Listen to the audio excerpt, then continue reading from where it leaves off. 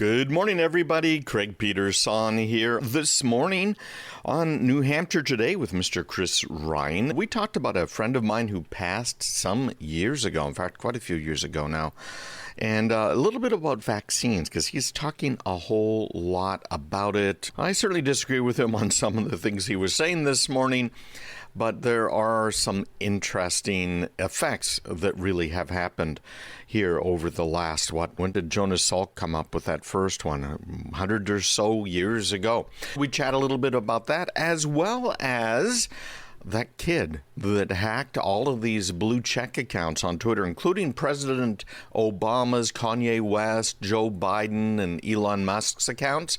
Do you remember that? Then he was giving away free Bitcoin. Well, he just got sentenced. We talked a little bit about that as well. So here we go.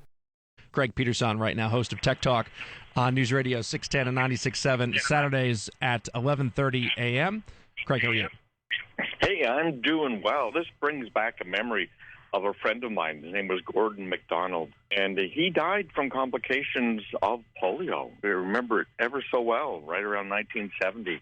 This whole thing now with the vaccinations, we have pretty much eliminated a lot of these diseases that were terminal back in the day. Right. I think that whenever, even before COVID, I would hear anti-vaxxers talking about why people should not get vaccinations and the potential side effects, and a wide range of conspiracy theories about why certain things are happening and trying to assign them to vaccines. You think about Franklin Delano Roosevelt, we talked about earlier in the show. You think about smallpox and other things that were eradicated were such a predominant part of American culture, where that you did not think that your life was going to go on for a long period of time based upon smallpox outbreaks, based upon polio and its prevalence. So vaccines have had such an incredibly positive effect on our culture. As is the case with everything, there are trade-offs. There is no perfect thing. I hate to break it to people. There are trade-offs. At times, it's not exactly the way you want it to be. But where would we be as a country? Where would we be as a civilized society? You think about the AIDS vaccine and how it was distributed in Africa in the early 2000s and what that has done there. There has been such incredible work that has been done by medicine, and we give so much credence to crackpots who want to come out and talk about various conspiracy theories on vaccines. There are negatives. There are side effects. There's no question about that. There is no perfect thing. But vaccines have had such an important part. Just because you're paranoid, Chris, doesn't mean that they're not coming after you. It's true. Let's talk a little bit about things in your realm here over the last few days. I want to start with this. We've seen various hackers have success as of late. One individual that hacked the Twitter account of Elon Musk, Barack Obama for Bitcoin. That person has been given 3 years in prison for hacking into the accounts of Obama, Musk, Kanye West, as well as Joe Biden. What are your thoughts on that? Yeah, you might remember this. What he did was he was able to hack these accounts. He was 17 years old at the time, so he was a minor, and he entered a plea deal. He hacked these accounts, the so-called blue check brigade, right? He was able to post on those accounts and say, hey, listen, because I'm giving away lots of money here, if you send me $1,000 worth of Bitcoin, I'll send you back $3,000 worth of Bitcoin.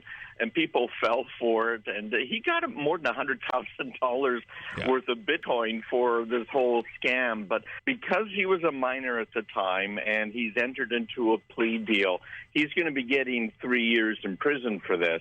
It brings up a couple of really good points. One is we have to be careful. If something's too good to be true, it probably isn't, even if it might be a Nigerian prince, right, which is how this whole mess started. So be careful of that. We're seeing it all of the time. We're seeing it with business email compromises, which are costing our businesses billions of dollars. We're seeing it now with ransomware and extortion, where you have tripled in the last 12 months the amount of ransoms we're paying out here in the United States. It's crazy. Stop read what it says right now and ask yourself, does this seem legitimate? Right. I think that in those circumstances, it's very different than when you get an email that says your cousin is being held in the UK and we need money. Obviously, those have gone down a little bit with the lack of travel, but there's various scams that are out there. But when you see Kanye West or a celebrity, Elon Musk, saying to do this, that's something that really is... It would seem to make sense to somebody, right? That's something they would definitely fall for. I think in these times, you always need to be cognizant. Getting back to the vaccines again, do your due diligence. I'm not telling people to get the vaccine or not get the vaccine. I think it's a good idea, and I'm going to do it. But you need to do your due diligence and to go through and become educated and to listen to people about the vaccine. Listen to people about what's taking place in this environment in regards to hacking and make your own best decisions. Yeah, absolutely. In this case, he was facing a 10-year sentence. A lot of people fell for this. He entered into that plea deal.